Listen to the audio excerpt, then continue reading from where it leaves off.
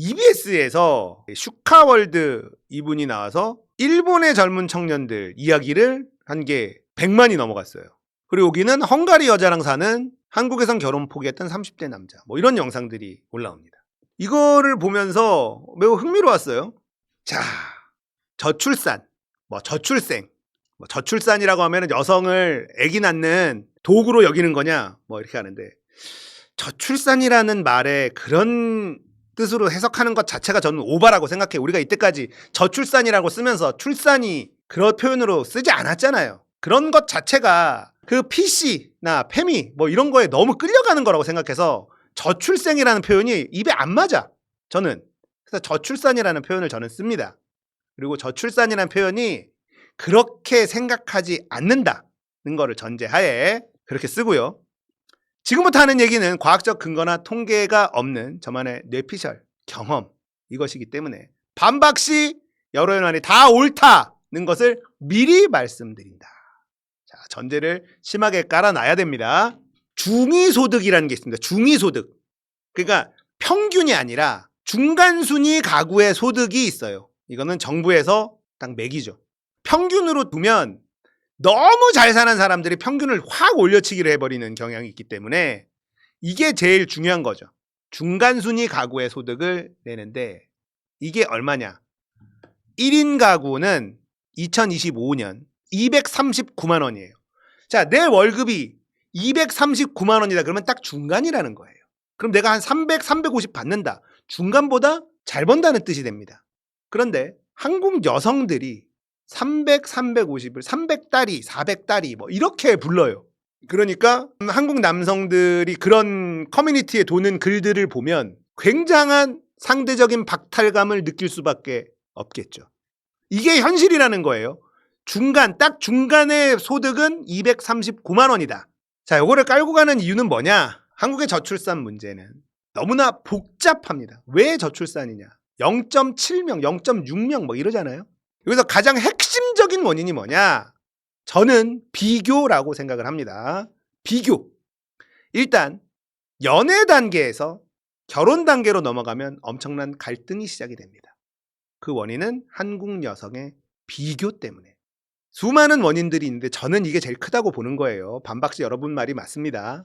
결혼식장, 스드메, 스튜디오, 드레스, 메이크업 여기부터 남들과의 비교가 시작이 되는 거예요. 자, 합리적으로 생각해 보면 이 결혼식장이나 스드메 여기에 비싼 돈을 지불한다? 이거는 낭비일 수밖에 없어요. 화려한 결혼식장이나 비싼 스드메를 했다고 해서 남는 건 없습니다. 오로지 지출하는 것뿐이죠. 근데 여기서부터 양보가 어려운 여성들이 굉장히 많습니다. 자, 논리는 인생에 단 한 번뿐인 순간인데 이게 여성들의 논리죠. 좋은 거 하고 싶고 딱 한 번뿐인 이 결혼식이라는 순간에 판타지가 있으니까. 근데 이런 논리를 펴는데 남자들이 엄청난 스트레스를 받습니다. 결혼식을 준비하는 과정에서. 근데 역으로 얘기를 하면 인생에 단 한순간일 뿐인 그 순간에 엄청난 돈을 버리는 거란 말이죠. 남는 게 하나도 없어. 그렇게 설명할 수도 있잖아요. 그러니까 합리적이진 않아요. 근데 여성들도 이걸 합리적이라고 얘기하진 않습니다. 자, 결혼식 준비 단계에서부터 남들과의 비교 때문에 큰 산을 맞이합니다.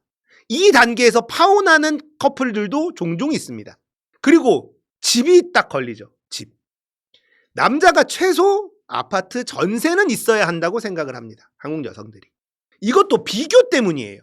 금수저 아닌 이상 젊은 남자가 최소 5억 가까이 하는 수도권 전세 아파트 가지는 건 불가능하죠. 20대 당연히 불가능합니다. 대한민국 남자들은 군대까지 갔다 와야 돼요. 사회생활 출발이 좀 늦습니다.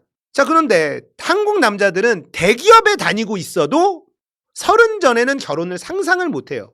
대기업을 다니는데 다들 와 공부도 잘하고 좋은 대학 나왔고 대기업까지 다니는데 30 전에 결혼을 할 생각을 못한다. 물어보면요. 아직 결혼할 준비가 되지 않았다라고 말을 합니다. 한국 남자들이요. 좋은 대학 나와서 대기업을 취업을 했는데 왜 결혼할 준비가 안 됐다는 거야? 자, 한국 남자들이 생각하는 결혼할 준비는 최소입니다. 수도권 전세 아파트 그리고 아이를 낳았을 때, 아이를 기를 때 사교육을 시킬 수 있는 경제력이 최소라는 거예요. 이걸 갖추지 못하면 결혼할 준비가 되지 않았다고 생각을 해요. 한국의 결혼 나이가 점점 늦어지고 있는 이유입니다. 그러니까 출산도 당연히 늦어지죠. 출산율은 당연히 오를 수가 없는 겁니다. 말이 안 되잖아요. 어떻게 5억 가까이는 지불해야지 서울에서도 못 구하고 수도권에서 아파트 전세. 이게 최소. 이것만 해서 되는 게 아니라 애를 낳고 기를 수 있는 능력. 이것까지 생각하는 거예요. 한국 남자들이 이게 최소라고 생각하는 이유는 뭐냐? 한국 여성들의 보편적인 요구라고 받아들이고 있기 때문입니다. 이게 기본이라는 거예요. 근데 이게 기본일 수가 있나? 말도 안 되게 높은 수준의 경제력이 기본이다라고 포장되고 있기 때문에 결혼할 엄두가 안 나는 거예요.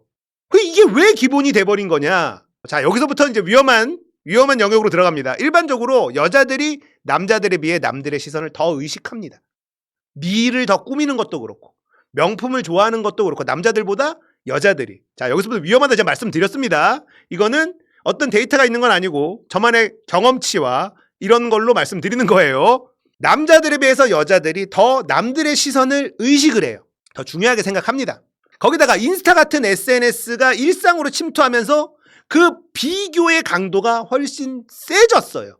너무나 높은 한국 여성들의 기준을 충족시킬 엄두가 안 나는 한국 남성들이 비혼을 선택해버립니다. 끝없는 비교 속에서 살 자신이 없는 거예요. 행복할 수 없다. 그러니까 포기해버리는 거죠. 자, 결혼 후. 자, 이렇게 해서 어쨌든 결혼까지 했어요. 결혼 후에 한국 여성의 특징도 이 비교라는 키워드로 해석이 가능합니다. 한국은 아이를 키우기 어려운 나라라고 말합니다. 바로 사교육 때문에 돈이 많이 들어간다는 거예요. 한국 엄마들의 교육열은 전 세계에서 이길 자가 거의 없습니다. 문제는요, 이게 아이의 행복을 위한 것이 아니라는 데 있어요. 엄마들이 가지고 있는 엄청난 착각에서 기인하는 건데. 남들이 다 시키는데, 남들은 옆집은 다 학원 보내고 다 하는데 해야 된다는 거예요. 나만 시키지 않는 것이 아이에게 죄를 짓는 것 같다는 생각. 자, 이게 모두 비교에서 출발하는 겁니다. 또 다시 위험한 영역 들어갑니다. 한국 여성들은요, 결혼하고 아이를 낳으면 나라는 존재를 상실합니다. 누구누구 엄마, 누구누구 엄마라고 서로 부릅니다. 자기들끼리 만나면 이름 부르지 않아요. 누구누구 엄마, 땡땡엄마, 땡땡엄마 이렇게 부릅니다. 여자들끼리. 결혼하고 나면 본인의 정체성을 스스로 내려놓습니다. 결국 한국 여성에게 아이는 자신을 투영하는 존재예요. 아이가 내가 되고 내가 아이가 돼버리는 겁니다. 아이는 엄마의 아바타가 되어버려요. 아이가 공부를 못하면 엄마가 창피해야 합니다. 아이가 좋은 대학을 못 가면 엄마가 창피해져요. 아이의 위치가 곧 엄마의 위치가 돼버려요. 왜냐? 비교 때문에. 남들과 비교를 하기 때문에. 자, 사교육 때문에 돈이 무지하게 들어갑니다. 초등학교부터 학원을 4개, 5개씩 보냅니다. 중학교 들어가면 이제 단가가 올라가기 시작합니다. 고등학교 가면 한 달에 150만 원, 200만 원이 우습게 들어갑니다. 한 명당 월 이렇게 들어갑니다. 이런 거를 받고 자란 남자들도 이렇게 키울 자신이 없는 거예요. 그리고 여성들은 그건 당연히 해야 되는 거 아니야? 라고 이야기를 하니까 아직 결혼할 준비가 안 됐다. 이렇게 얘기하는 한국 남자들이 늘어날 수밖에 없는 겁니다. 자, 사교육이 잘못됐냐? 그렇지 않습니다. 아이가 공부에 소질이 있어. 대충 답 나옵니다. 어렸을 때 보면 답 나와요. 공부에 소질이 있네? 공부 잘하네? 머리가 좋네? 그러면 사교육을 시켜서 스카이에 보내는 것, 투자할 만하다. 그 가치가 있다라고 저는 개인적으로 생각을 합니다. 문제는 공부에 소질이 없는 애들까지도 사교육에다가 계속 올인하고 있어요. 이 돈은 다 버리는 돈입니다. 버리는 돈이에요. 땅바닥에 버리는 거나 마찬가지라는 겁니다. 지금은 인서울도 너무 어렵대요. 그래서 사교육에 돈을 쏟아부어서라도 인서울에 보낸다. 이러고 있습니다. 스카이는 아니 기대도 안 하는데 그냥 인서울이라도 가라고 사교육에다가 한 달에 150, 200씩 꼬라박습니다. 근데 현실은요. 스카이를 제외하고 그 돈 가치를 하는 대학이 없어요. 자, 이거는 위험한 영역이 아니라고 생각합니다. 이거는 다른 사람들이 뭐라 얘기해도 저는 제 생각이 옳다고 주장하고 싶은 부분. 스카이를 서울대, 연대, 고대를 보내려는 이유가 좋은 교수님이 많아. 그래서 그 좋은 교수님들의 훌륭한 수업을 듣기 위해서 나는 우리 애가 서울대 연고대 갔으면 좋겠어 라고 생각하는 부모 없잖아. 없어요. 솔직히 집시다. 사회적 인식 그리고 인맥 이것 때문에 스카이 보내려는 거 아니에요? 한마디로 출세에 도움이 되니까, 잘 사는데 도움이 되니까. 자, 그런데요, 여기다가 구체적으로 썼습니다만 동국대를 나오나 시립대를 나오나 무슨 차이가 있습니까? 그럼 대학을 못 나왔어. 대학을 못 나왔는데 그냥 우리가 알만한 대학 서울대 연고대가 아니라 그들과 엄청난 넘사벽의 차이를 경험하지는 않아요. 스카이는 넘사벽을 경험합니다. 그런데 인서울의 어떤 대학과 아주 능력 있고 똘똘한 고졸이 넘사벽을 경험하지 않는다고요. 스카이를 제외한 나머지 대학은 극복 가능합니다. 제 예를 들어드리면 저 성균관대 나왔거든요. 성균관대 좋은 대학이다. 좋죠. 별 소용없어요. 스카이 아니면 거기서 거깁니다. 제가 성대 졸업장을 활용한 곳이 없습니다. 성대 나와서 잘 됐다? 없어요. 서울대 연고대는 인정한다니까. 서울대 연고대 졸업장은 확실히 유용해요.